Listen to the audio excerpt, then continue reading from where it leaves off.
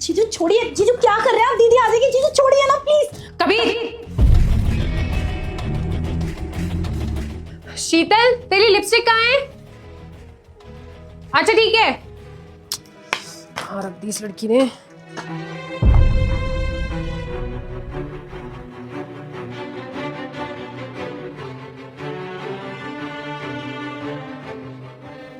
ये सब क्या है इसके बैग में?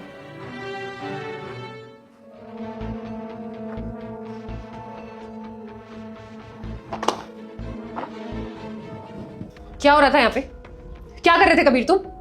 ऐश्वर्या तुम यहाँ, तुम तो ऑफिस जा रही थी ना? क्यों? बहुत अफसोस हो रहा है तुम्हें मुझे देख के? कुछ इंपॉर्टेंट चल रहा था क्या?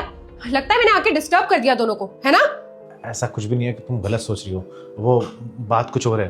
तुम रहने दो कबीर, तुमसे तो मैं बाद में बात करूंगी।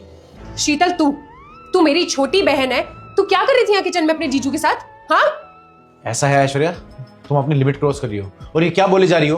तुम उल्टी सीधी बात कर रही हो, तुम्हें पता भी है? मुझे कोई गलतफहमी नहीं हो रही है, सब कुछ अपनी आंखों से देखा है मैंने। क्या चल रहा था मेरे पीठ पीछे? तुम्हें क्या लगा था तुम यहाँ कुछ भी करते रहोगे मेरे घर के अंदर और मुझे कुछ पता नहीं चलेगा कभी? देखो मेरी बात सुनो, तुमने बहुत गलत कर रही हो।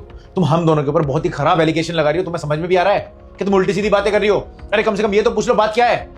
एलिगेशन नहीं लगा रही हूँ मैं, सिर्फ मैंने जो अपनी आंखों से देखा है ना वही बोल रही हूँ। और मैंने आंखों से देख लिया तो तुम उसको झुटला नहीं सकते हो। तुम्हें क्या लग रहा है इधर उधर की बातें करोगे, मुझ पे चिल्लाओगे तो मैं तुम्हें सही समझ लूंगी? ऐसा बिल्कुल भी नहीं होने वाला है। मुझे जानना है कि यहाँ पे क्या चल रहा था। रहने दो कबीर, तुमसे तो मुझे ये उम्मीद नहीं थी। और शीतल तुझे अपनी बहन का ही घर मिला था बर्बाद करने के लिए।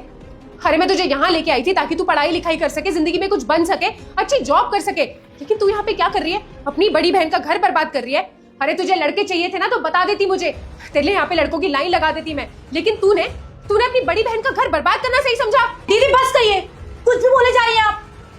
अरे कम से कम इतना तो लिहाज रखिए, हम दोनों बहनें हैं। कुछ भी बोले जा रही हैं आप। अगर आपको मुझ पे भरोसा नहीं है तो अपने पति पे तो रखिए ना। क्या मतलब?